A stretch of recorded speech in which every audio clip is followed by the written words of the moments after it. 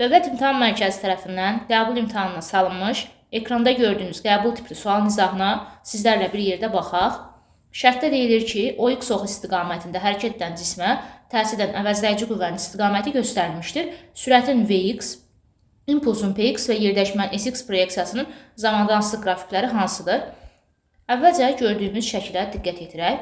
Fikir versəz, x oxumuz sağadır və sürətimiz də, başlanğıc sürətimiz də x ox istiqamətindədir, eynilə əvəzləyici qüvvəmizdə. Deməli, əvəzləyici qüvvəndə x ox üzrə proyeksiyası müsbətdir və başlanğıc sürətində x ox üzrə proyeksiyası müsbətdir. Əvəzləyici qüvvənin x ox üzrə proyeksiyası müsbətdirsə, deməli, təcilin də x ox üzrə proyeksiyası müsbətdir. Biz qeyd etmişik ki, təcillə əvəzləyici qüvvə qardaşdır. Artıq biz buradan hərəkətin növünü müəyyən edə bilərik. V0x müsbətdirsə, hərəkət x ox istiqamətindədir və V0x müsbət, AX da müsbətdir. Yəni, hər ikisinin də işarəsi eynidirsə, deməli, hərəkət yeyinləşən, bərabər yeyinləşən hərəkətdir. Deməli, buradakı hərəkətimiz oldu x oxu istiqamətində bərabər yeyinləşən.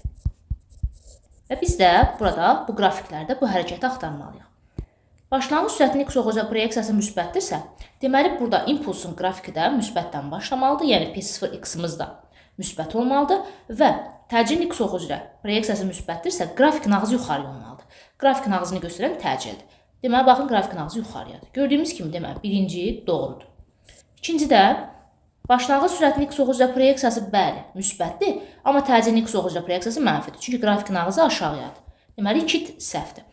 3-də isə bərabər sürətli hərəkət göstərilmişdir. Bərabər sürətli hərəkətdə sürət sabitdir, amma təcil sıfırdır. Bizdə təcilimiz sıfır deyil. Təcilin x ox üzrə proyeksiyası müsbətdir, yəni müəyyən bir qiyməti var.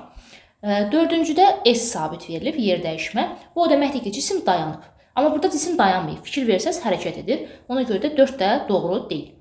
5-cidə hərəkət x ox istiqamətindədir, qrafik zaman oxundan yuxarıdadır və yeyinləşən hərəkətdir. Çünki qrafik zaman oxundan uzaqlaşır. Və bizim hərəkətimiz də bəli, x ox istiqamətində bərabər yeyinləşən idi. Deməli, burada 5 də doğrudur. 6-cıda isə fikir versəz, bəli, x ox istiqamətindədir, zaman oxundan yuxarıdadır. Amma qrafik zaman oxuna yaxınlaşır. Deməli, artıq bu bərabər yavaşlayan hərəkətdir. Bizə də bərabər yeyinləşən lazımdır. Deməli, burada cavab olacaq 1 və 5.